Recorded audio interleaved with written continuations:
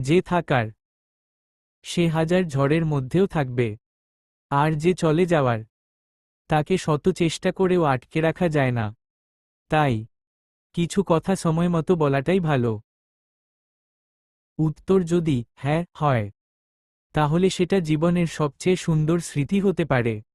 আর যদি না হয়, তাহলে অন্তত সারা জীবনের আফসোসটা থাকবে না। ইস, যদি একবার বলতাম। মনে রেখো, জীবনের প্রতিটি মানুষ আমাদের কিছু না কিছু শিখিয়ে যায়।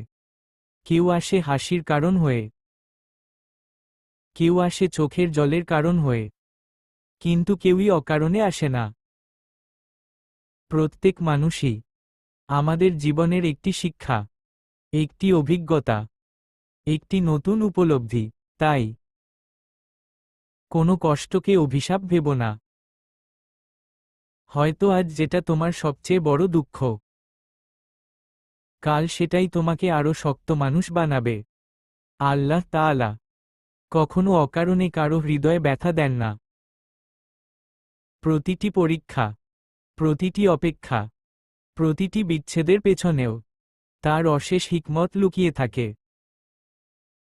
যদি কাউকে সত্যিই ভালোবেসে থাকো, তার ভালো থাকাটাই আগে চাও।